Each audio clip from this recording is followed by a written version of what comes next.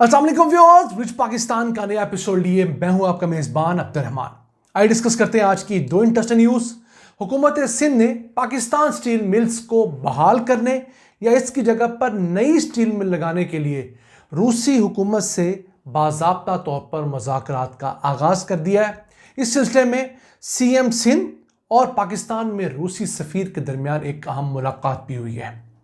इस steel mill को कैसे बेहतर किया जाएगा और पाकिस्तान में आयरन ओर यानी खाम लोहे के ज़खायर की मालियत कितने अरब डॉलर्स है, ये आपके प्रोग्राम के पहले हिस्से में बताएंगे। लेकिन उससे पहले आज की दूसरी खबर, खैबर पख्तूनख्वा हुकूमत ने सूबे के अंदर दो बड़े सोलराइजेशन प्रोजेक्ट के लिए MOU साइन किए हैं।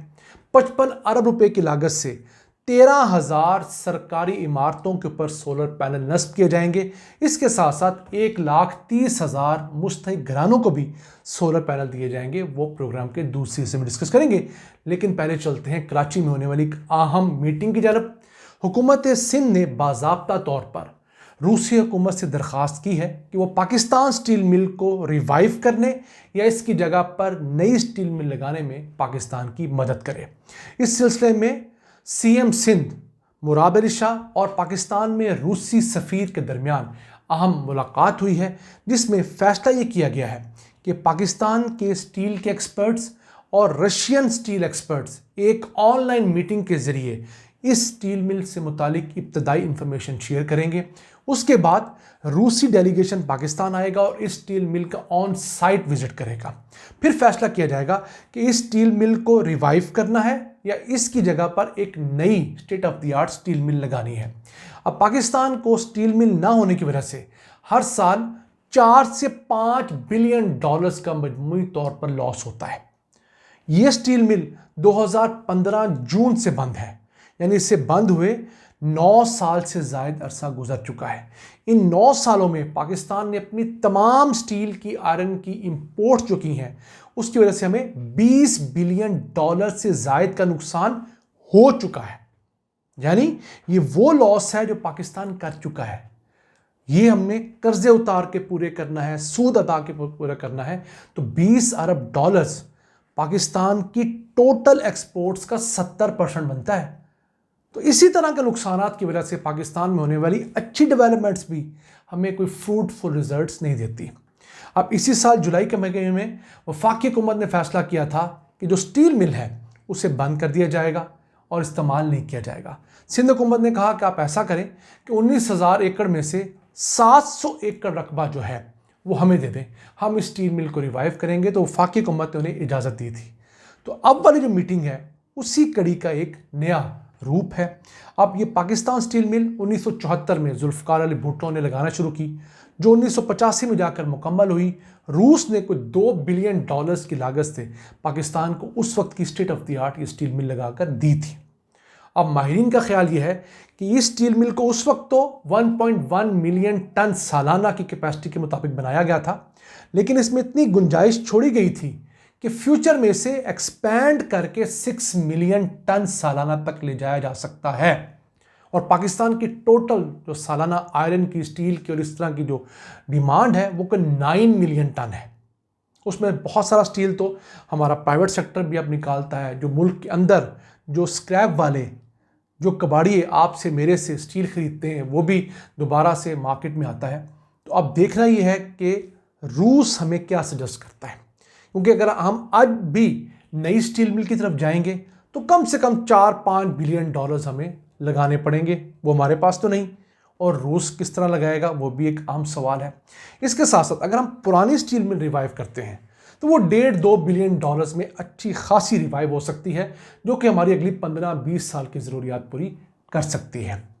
अब पाकिस्तान में जब स्टील मिल का कॉन्सेप्ट उभरा तो वो 1960-1970 की दिहाई थी। क्यों? कालाबाग के मुकाम पर बहुत बड़े वसी और अरीज़ खाम लोहे के ज़खायर दरियाफ्त हुए थे। 350 मिलियन टन खाम लोहा पंजाब में कालाबाग के मुकाम पर है। पहले स्टील मिल यहाँ लगनी थी, लेकिन जुल्फ़िकार अली भुट्टो का चूँकि ताल्लुक सिंध से था तो वो स्टील मिल उठा कर ले गए कराची, और जो लोकल लोहे के ज़खायर पर स्टील मिल चलनी थी उसे इम्पोर्टेड खाम लोहे के ऊपर कन्वर्ट कर दिया गया।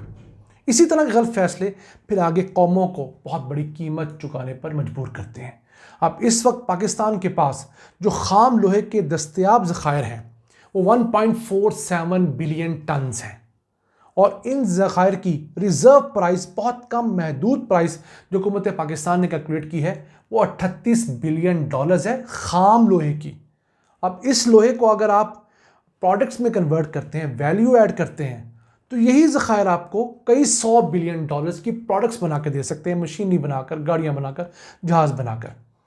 तो मजमूई तौर पर पाकिस्तान के अंदर जो मेटालिक मिनरल्स हैं उनकी वर्थ कम से कम 250 बिलियन डॉलर्स है, लेकिन बदकिस्मती से हम कोई ख़ास एक्सट्रैक्शन उनकी डिस्कवरी के लिए, उनकी यूटिलाइजेशन के लिए अभी तक नहीं कर पाए और यही हमारे खसारों की और पीछे रह जाने की सबसे बड़ी वजह है। आइए चलते हैं आज की दूसरी अहम खबर की तरफ।